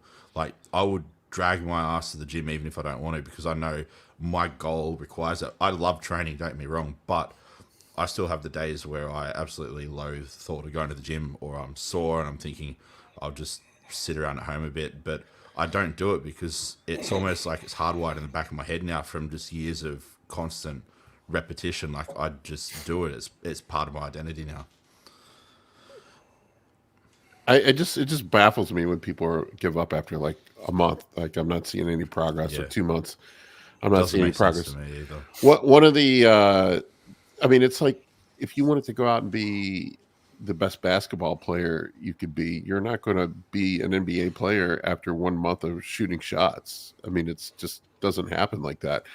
There's a thing in music. My original degree in college is in music, and I think it applies across a bunch of other stuff. God, I can't remember the name of the guy who came up with it. Somebody can mention it, but I've talked about it a million times. But the 10,000 hours to perfection rule. It takes 10,000 hours of effort to perfect a craft. Gladwell. Consistent. What's that? Gladwell. Yeah, Malcolm Gladwell. Yep. We talked about it frequently in music. It takes about 10,000 hours of practice, consistent practice. If you start in fits and spurts, then you don't make progress. You're just regaining lost ground. But you have to be consistent with it. That's another thing. So like if you worked hard in the gym this month and you took next month off, and then you worked hard in the gym the following month, you're just making up the ground you lost in the month you took off. So you're never going to get ahead. It has to be consistent. It has to be, you have to be like mindful of it every single day. I don't know. It's all mental, man. It's all mental. Outside now, there are some people like, Ronnie Coleman. I'm pretty sure that dude could have mowed lawns and been Mr. Olympia. Right. It's like being Shaquille O'Neal. You don't have to be that talented and be 7 foot tall to play basketball, right? You don't even have to shoot free throws. Yeah. No, you don't even have. I mean, he was I think career below 50% from the free throw line. You wouldn't even make a high school basketball team shooting below 50%. But he can because he's 7'2" and 300 pounds. I think. I mean, yourself. I can only speak from personal experience, but it's hard for me to be consistent. You can say I'm not mentally tough, whatever, but like it feels to me like I'm overcoming a lifetime of patterns in my brain. Like growing up, like if I felt sad, I'd eat a cookie. If I nobody was forcing me to go to a gym or do anything. And so in a way, this is new to me, and I'm having to recreate myself. I wish I was like you, Kurt, or like you, Paul, or like all you guys, like who've been doing this your whole lives. Like I am actively remaking myself, and it's fucking hard. Like, and then couple that with the fact that we live in a society now that at least in this country, where more than ever in history, you want it, you can get it. I could push a button on my phone. Yeah, instant gratification. I could push a button on my phone and have somebody bring me fucking hamburgers and a milkshake if I want to. Like it's I'm not making excuses. I'm just saying, like, I do understand perhaps a little bit more why people struggle in the way that they do. But I will say that this thus far, and hopefully I'll be able to reach the mountaintop here before too long, has been the most worthwhile endeavor of my life. Anyway, I thought that was a good question from Roman. And I don't think, Colin, it necessarily gets any easier. I think it's just we don't know. I don't know any different, and I'm harder on myself than a normal person. Like, I don't have to screw up that badly to be pissed at myself. Yeah, you develop more mental fortitude, I think. Yeah, I don't consider myself to be consistent at all. Like, I don't weigh every single meal every single time. Sometimes I forget to weigh my chicken. Sometimes I just assume that each scoop of rice is 150 carbs, 150 grams plus or minus. And if you do 10 of those, the aggregate comes out to 1,500. But I weigh a lot of them. And sometimes I eat out at restaurants. Like yesterday, I had to take my car in and I had to walk somewhere and get some food. And Mongolian was closed. So I had to go to this place next door, which was Lebanese. And I had lentil soup with bread. And I had some lamb kebab. And I had some rice. Do I know what the macros are? No. But I charged myself 75 carbs, 50 grams of protein, and 20 grams of fat for that meal. Is that accurate? No, but I have to put something in my logbook. So I'm going to estimate. Now, over the span of a year, if I estimate 100 times, maybe, or not 100 times, 50 times, if I'm over some of the times and under some of the times, then it averages out. That's kind of how I look at it. Yeah, but you're still eating like a The law of bodybuilder, Todd, averages. and you're relatively close. Like that's being 90%, right? Versus 0, just going out and doing what the fuck ever. And I'm not 100% perfect all the time, right? I'm consistent. This is off season, right? Yeah, I'm consistent. I mean, you're consistent too. You're living the lifestyle every single day. You're not just taking months off and doing just fucking off. Yeah. But you also look at it like the law of averages. Like if you have like one off-plan meal, or like you guesstimate 1 meal every week or every fortnight, you average that over the course of a year, where every other day is dialed in. Like it's insurmountably insignificant when you look at it from that perspective. Like that off-plan meal, and the amount that will move the needle is arguably nothing. But take, for example, like a Gen Pop person who has no nutritional literacy, they try to have an off-plan meal, they'll completely shit the bed probably, because they have no way of guesstimating, this is about this much protein. But we've been doing it that long that even like if we're not thinking about it consciously, our brain is on autopilot in the background doing these processes. Like it's looking at the food, and we might not be thinking it in our forefront of our head, but in the back of our mind, we're like, that's 50 carbs, that's 75 protein, blah, blah, blah. And it assembles all of it. And you basically just visually select what you're going to have to eat. And you're basically good to go. So I usually pick my off-plan meals based off of places that have printed nutritional information. So for instance, if I get an extra large pizza from Hungry Howie's with light cheese, I know that that's going to be 8 grams of fat per slice, 48 grams of carbs, and 16 grams of protein per slice. So if I was to have 3 slices and then put the rest of the pizza away for later, then that's going to be 48 grams of, basically 50 grams of protein, 150 carbs, and about 25 grams of fat. Yeah. Or you could have less. You could have 2 slices and a protein shake. And now you've hit 50 grams, and that's basically that detailed. Or if you're on the run, or if you're on the run, you have to stop into the supermarket to grab something. You can get one of those like, what is it, Danone Light and Fit yogurts, a piece of fruit, and maybe like a Rice Krispie treat or something. You eat that, and you can get like a serving of protein, some carbs, and trace fats. Like, there's always a way to do stuff so you don't shit the bed with your nutrition if you're on the go and stuff. Like, or if you want like that convenience factor of a meal. Might not be as hyper palatable as say like a burger from Five Guys, but at least you're going to be able to look down and see your penis at the end of the day. And unless you're Greek, make strides towards it. Yeah, unless you're Greek, right? Are we talking about Stavros? Halakis? No, I think this was maybe before you came on. We were talking about Greek statues and their PP sizes on the Greek. I thought you were talking about Stavros. Stavros is fucking hysterical.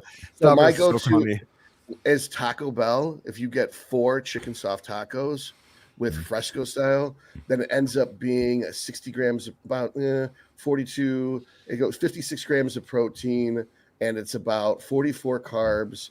And I believe it comes out to being 18 grams of fat. That's a good. So that's me doing an off-plan cheat meal because I didn't make the taco. I don't know that they actually followed the specs they're supposed to. So technically, you don't know that you're 100% accurate. So this goes back. I want to circle back for 1 second. This goes back to the whole thing. Like we've talked about this before. Everybody thinks that good bodybuilders are obsessed with PEDs. They're not. They're obsessed with food and the diet. Yeah. This is where I heard the thing that the physiques are made in the kitchen. There's so much truth to that. I think we beat this one to death. Colin, you want to grab another one? Get another one in? Yeah. Sorry, should have been looking for the next one. It's funny because I still consider myself. I am extremely guilty. Is how I look at it. Like I am not a good bodybuilder because that is what. Well, that's why you are a good one. I feel like that too, but I think it's that internal pressure we place on ourselves and those. Oh shit! My battery just died. Oh no! Bravo 6 in the potato camera for now. That's fine. So you were saying the internal pressure on yourself.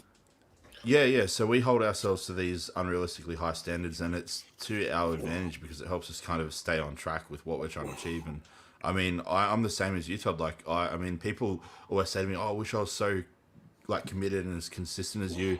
Even my partner was saying it the other day. Like my fiance said, I was talking to so and so, a couple of our friends over here, and they're like, "Oh, we need to be more like Nick because they're bodybuilders too," and they're like, we just need to be more consistent. He's so, like, we watched his day in the life, and he's just so on the ball. And I mean, I don't feel like it because sometimes I don't have my meal at the exact same time every day. Like, to me, that's me feeling guilty. But then I put into perspective, them feeling guilty is probably going out, like, binge eating like a meal or something that's completely off track from their goals. But I think it's our standards or the level of the kitchen does have HGH. Yeah, That was a good one, Joshua. Joshua always with the zingers. Josh is so smart. I love Josh. Yeah, you were saying that there's different levels, and what we consider to be an F is what someone else's B is.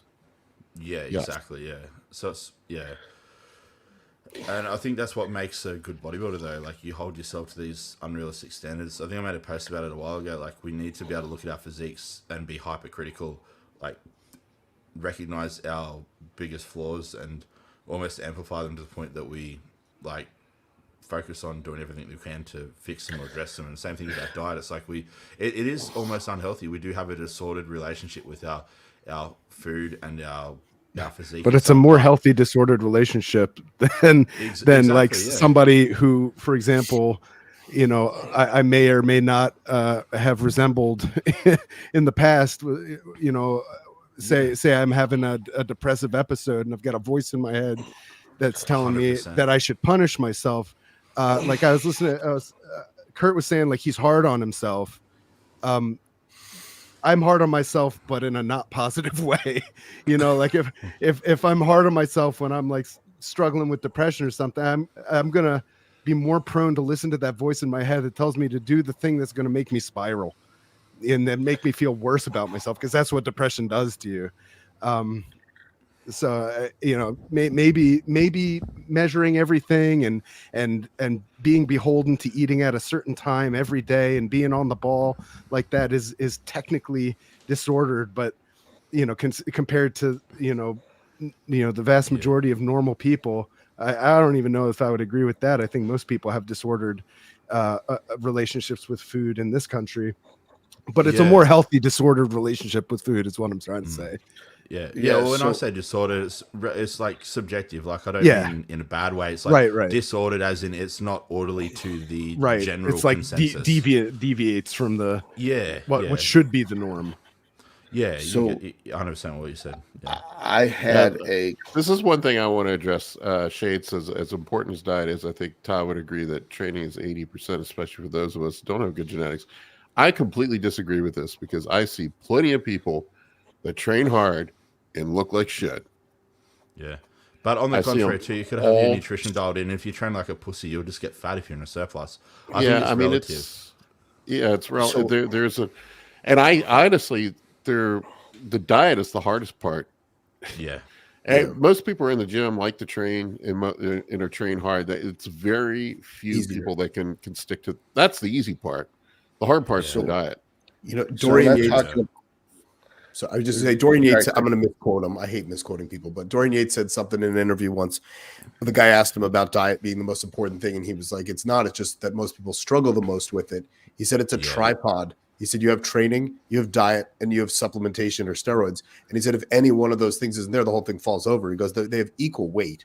He goes, but everyone can go to the gym and pick up some weight. He goes, but most people can't go home and just eat chicken. Right. And that's the other thing a lot of people misunderstand what I'm saying is the shape of your body isn't determined by your food. The shape of your body is determined by how you train. And the reason why it's 80%, it's 80% diet is because the skill they have about training is so bad, it doesn't matter. As long as they're getting enough volume in, they'll grow something somewhere. But if they're actually a skilled lifter, they can change the exercise order and the volume of individual body parts and shape their body. And to me, that's what bodybuilding is you build, like, I want more delts, I need more quad sweep. So they choose the exercises to do that, and they put them first and after a rest day, and their delts and their quad sweep grow faster to compensate for their power lifter body, which is a big slab of meat up the middle with these spindly little limbs that stick out of it. And then if they're of even the lighter person who has limb dominance, is going to beat the person who is heavier and has trunk dominance on stage, even assuming they have the same level of cuts. So I think that because the diet's relatively simple, it may be hard, but it's relatively simple. You eat chicken and rice and some vegetable, and you do it every meal, and you take some vitamins with it, and you can pull this, and you can win shows like that. If you're under 50, you're not going to get colon cancer from it, right? But on the other hand, you can't just give someone a bench, squat, deadlift routine and have them win shit, because they're going to look like garbage, no matter how hard they train. Well, you know that. Go ahead, Kurt. I was just going to say, so with all that, so because I'm guessing a lot of the people on this podcast are either not pro bodybuilders or don't interact with them. So we all of the people on this podcast interact with them all the time. I have several that I talk to, so people understand the conversations that, like, when I'm on, like, I was just getting a message by one right now. When I have a conversation with one, it's generally not about drugs. Drugs is such a minor part of what we do. It's their food. I'm constantly adjusting their food, and I'm constantly adjusting their training. So what do I do to bring up that part of the lats? What do I do for the shoulder? What am I doing for quad sweep? All of those things, those are the conversations we have day in and day out. So it's training and food. It's not drugs. To me, is relatively irrelevant. It's the same stupid shit over and over again, right? Yeah. I'm sure you guys can agree. There's nothing groundbreaking about the drugs. Everyone wants to talk about the drugs. Drugs not like.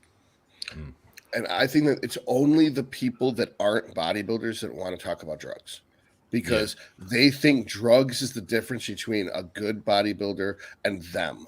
And nothing could be further from the truth. The uninitiated all think drugs are the magic bullet. Work ethic and proper diet. That's what's the difference between them and a bodybuilder.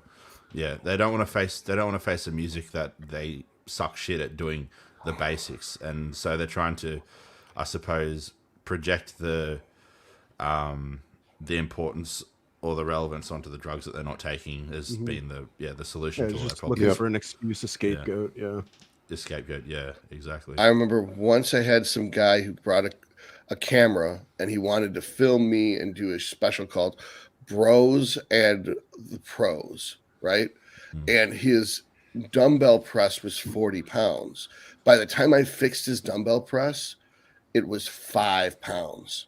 He was crying. This is an adult man, started crying in the gym because he was so embarrassed to be using 5 pounds.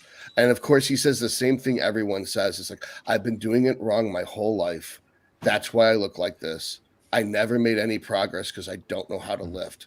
And like when it hits you all at once, it's really hard to swallow. And a lot of people cry. And then a lot of men quit. Some guys will relearn how to lift. Like Paul relearned how to lift because the dog crap style was breaking his body apart once he hit 32. I had to relearn how to lift at 42, and I had to go backwards. I had to start with such a light load to train slower, and I had to experiment so much with Israel's volume and RP stuff that until I figured out the missing link to make the high volume work is the RIR. If you try to go high intensity and high volume, you will constantly have a cold, and you will never be able to breathe while you're training. And it's such a weird thing that you need to know how to lift. You don't need to know how to eat. You just fucking eat chicken and rice as your coach tells you to. There's no skill to that. You just put it in your mouth and chew. And that's why I say the training is 80%. Well, the problem is, and I sort of disagree with that, because I can take people and have them train half-ass and get them on a good diet, and their physiques improve. I'm not saying the training's not important. Do their muscles get bigger, or they just lose fat? Both. I mean, there's a point where you have to get to advance. I firmly believe the diet is the most important part. There's some dudes that train awful form that look great. I mean, Branch Warren would be an example. Bernal Fox. Do you remember Bernal Fox before he went to prison? He had awful form. There's a number of people in our gym who train with questionable mechanics, but you can tell that they're eating well, they're getting good sleep, they're young, and they look pretty good. But you know that they're going to hit a ceiling, with in terms of their development if they're insisting on doing certain exercises certain ways. you see a lot of big dudes in the gym, but how many of them actually follow a diet? Right. None. Not like a small percentage, probably less than 5%. So that's why I say it's the most important part. Yeah. It is the I don't know. I mean, it's all important. I mean, we're debating semantics here, but yeah. If you want to look like a bodybuilder, the missing ingredient to me is not your training or PEDs. It's not following a fucking diet. Okay, so it is the For most rarest people, of the components. Correct. I think that the way that we can look at it is it's all relative to the individual. It's like we can't just make an absolute blanket statement of like it's always diet. I mean, for one person it might be the diet, the other person might be the drugs, the other person might be the training. It's whatever they're getting an A+ in right now. Which one of the three variables are they getting like a D or a C in? That's the most important variable. But Todd hit the nail right on the head. It is the rarest component that people actually follow. I've taken people over and over and over and over again that only thing I changed was nutrition. And they completely transform. I don't even tell people anything about training when I bring them on as clients. I was like, train however the fuck you want. I just try to get their diet fixed, and I've gotten great results that way. Yeah, and if you obviously, like Paul, if you're coaching someone and you did that and you saw that they weren't getting good results, you'd next obviously look at their training and be like, okay, how are you training? Yeah. Then we'll go to training. Be like, okay, you need to fix that. But if I want to do the one single thing that's going to make the biggest difference in how somebody looks, if they're coming to me, they want to look better, right? That's primarily what they're. But the one most important thing that I can change is their diet. That is the biggest thing that's going to guarantee them looking better is their diet. And then like once we get the diet dialed in, then we can start looking at training and other things. That's just sort of my approach to it. But I don't know. Most people that come to me already have halfway an idea of how to train. They may not be optimal, but I think that is if you want to transform somebody quickly, that's where you focus. To me, I would say that when I onboard someone, I find that their gear is messed up, their training, their programming, because I don't even see what they train. I look at their programming, makes absolutely no sense. But the diet, they're not even trying. Yep. And that they're not even the foggiest idea of what the fuck to eat. And that so the very biggest change that they see in the first 2 months or so is from the diet changes. Because after 2 months, did they learn how to lift when you made some changes to their programming? No. Are they even following the programming? Maybe. But if they're not executing the exercises correctly, it's often they're doing another exercise. Like you're giving them something like hack squats so they can grow their glute and quads, and they've got their feet up all the way on the pads and they got them as wide as they can. So they're training their adductors and glutes as much as they're training their quads. So it completely defeats the purpose of using the hack squat. Yeah. And it's like, or they're like their heels aren't touching. They're like, I thought you're supposed to not touch with your heels because you get more knee flexion. I'm like, yeah, but you're using a third of the weight. So I'd rather you had your heels down, had slightly less knee flexion, but you were using 3 times the weight. Then you're going to get more stimulation in the quads. And it's like, because of those things, there's people who probably watch this and don't know what the fuck I'm talking about. So but if we said we switch from butter to extra virgin olive oil, they know what that is. If we said we switch from a back squat to a hack squat, they don't know what a hack squat is. I have to send them a picture from the internet of what a hack squat is for them to even know. So that's why I think that. Go ahead. Echo. Oh, it's on from Nick. Oh, sorry. Turn it down just a skosh. Kurt, you're an example. You were training hard and taking PEDs before you and I started collaborating, man. What was? I mean, you have grown probably more than you have in your life. What was the biggest change? Food. Eating more. So I wasn't eating enough. So I mean, I was making progress, but not like when I met you. You forced me to eat more day in and day out. Yeah, it was the food. So I mean, you at least doubled my food. It might be a triple now. I don't even know where it is anymore.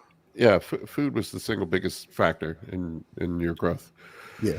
So I went from 140 to 230 in 9 years. Yeah. Yeah. I think we all agree, honestly, like we're all kind of like leaning towards diet is definitely the rarest, like most crucial bit that people are usually lacking in. But at the same time, I think we're all also in our own way trying to make the statement that training isn't irrelevant. Like it's still relevant. I agree. In 100%. terms of like order of magnitude, I get what you're saying, Paul. I think if you're building a pyramid, I agree with what you're saying too, Todd. It's like training, like the way you train can heavily influence the way your physique develops and how you retain muscle based on like how well you recover and stuff. But yeah, at the end of the day, diet is underpinning not only for body composition, but also recovery. If you're getting inadequate micronutrients, inadequate like protein, that sort of thing, and whatnot, then it's going to not only impact your body comp, but also your recovery.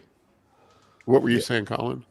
I was just like, if you're ordering it, like Nick was saying, in order of magnitude, like say building a pyramid, diet, training, supplementation.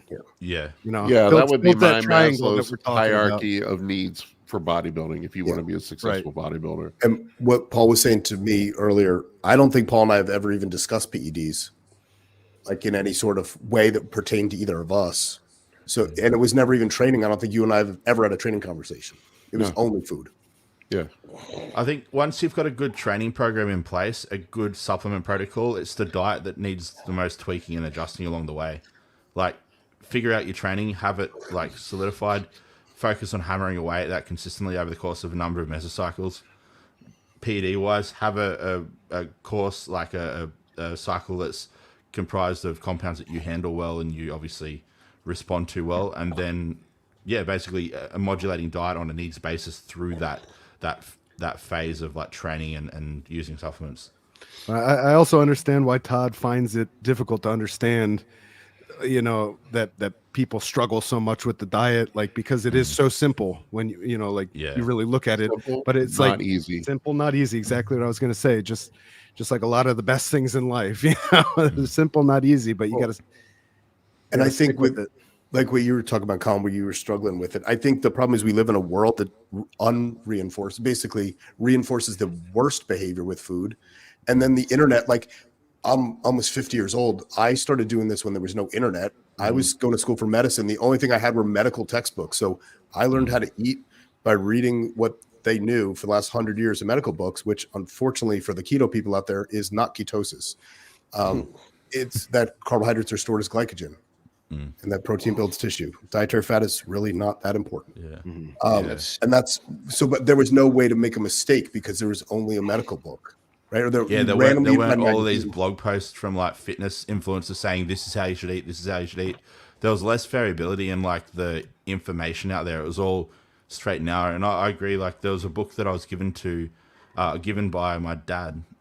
It was called Vitamin Vitality. And it basically just spoke about basic vitamins and minerals and what their responsibilities were for, or what their roles were in the body and that sort of thing. And that alongside just a balanced diet was what I followed initially. And then because I'm quite young, like early on in my lifting career or whatever, I was exposed to this garbage that just came about with the internet. And yeah, it's gotten to the point where it's so confusing. If you don't have some level of an understanding of diet and training, if you go onto the internet and just search, you're going to just be presented with a bunch of shit.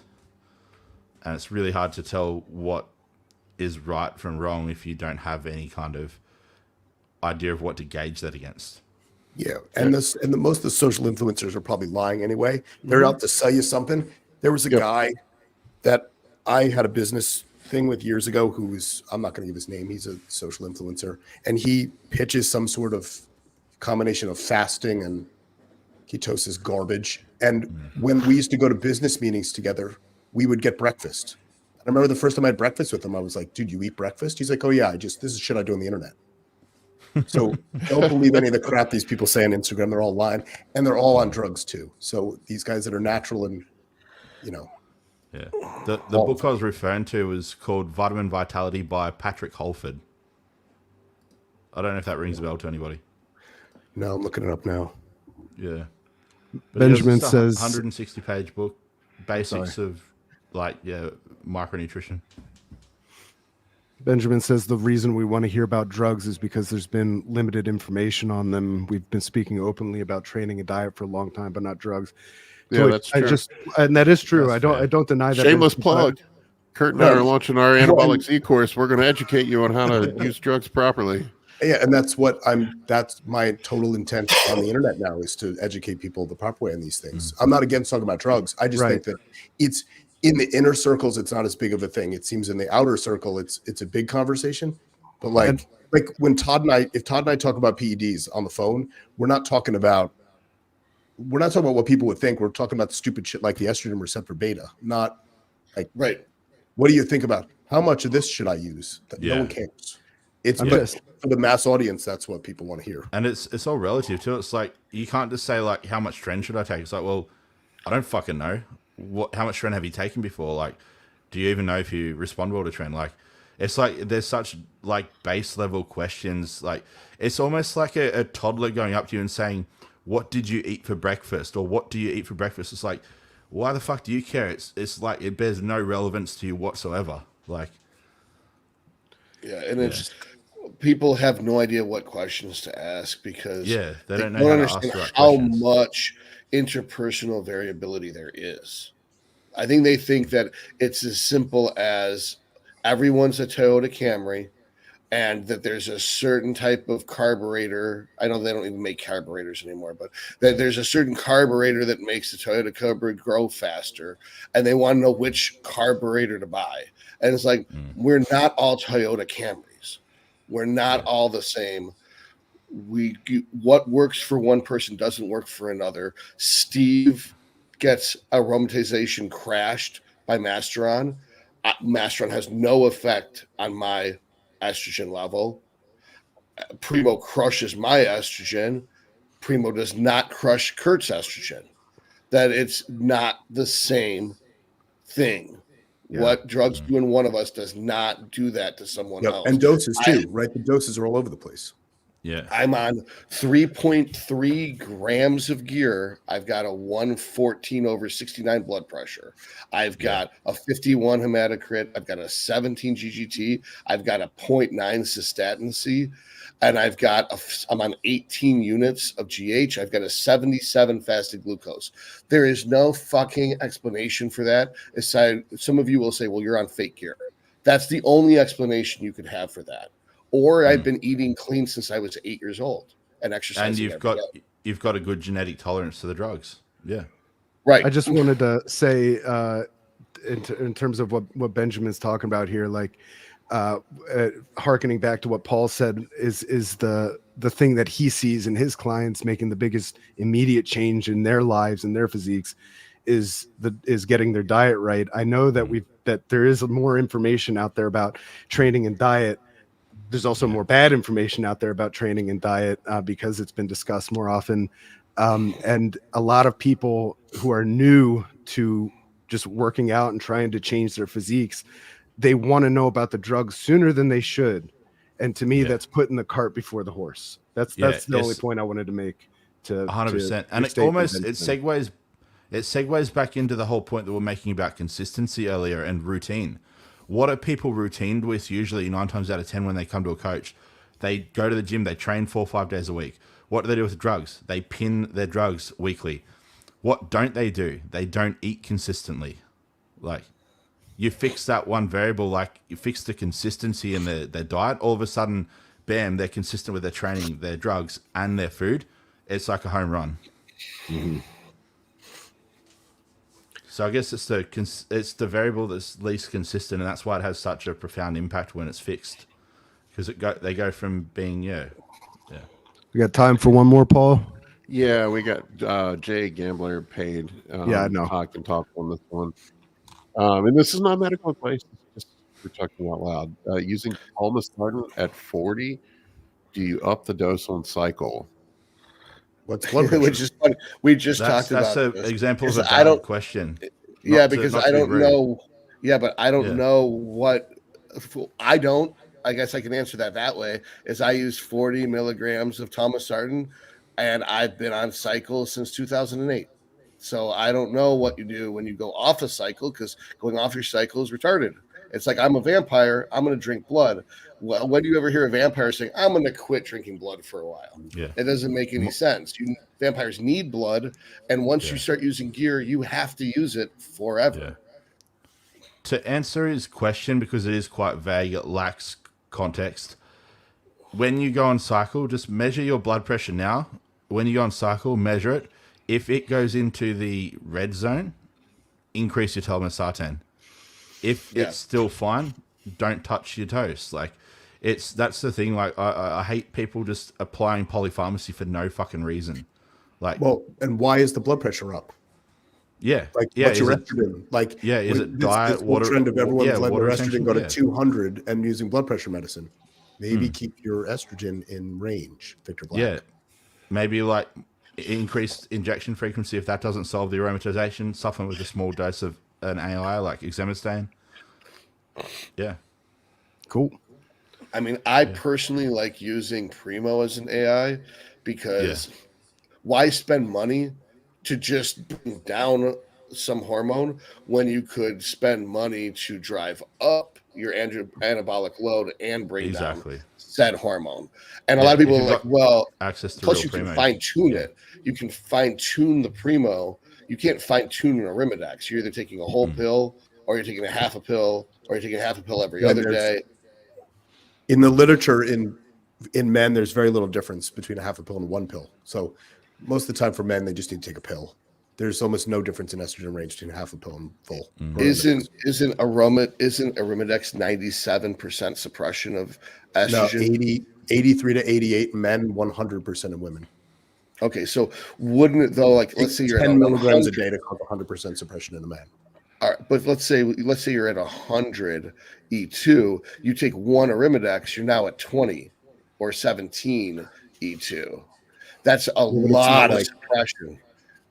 Yeah, I mean, it's a lot of suppression. But is that assuming that there's no more testosterone being administered? If you're I use a administering milligram every testosterone other day of Arimidex for a week, and my estradiol was a 52 last week, which is great. Right. That's great. But my androgen load was 3,000 or something. Okay, so I think that's kind of proving my point. If someone was on, like, let's say HRT, because this has nothing to do with you, but most of these HRT places are pumping out these programs where you pay $200 a month and you get this much testosterone, which is about 200 a week, and you get one Arimidex a week. And to me, putting one Arimidex up against 200 test, you're going to crush their estrogen. Well, also, why would you use something with a 2-day half-life once a week?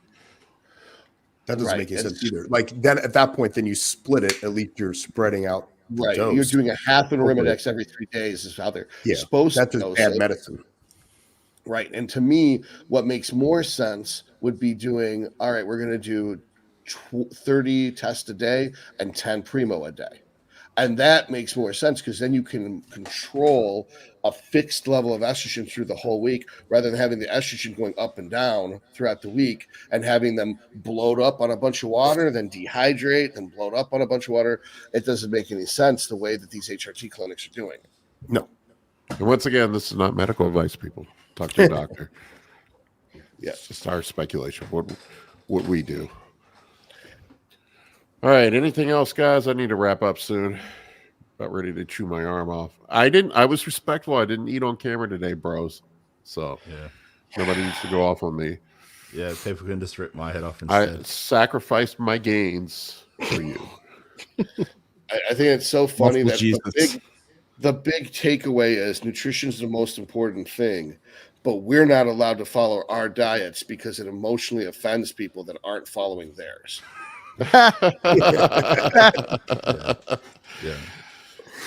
Another brilliant moment in Todd Lee. That's all funny. right, folks. Thank you for watching. Have a great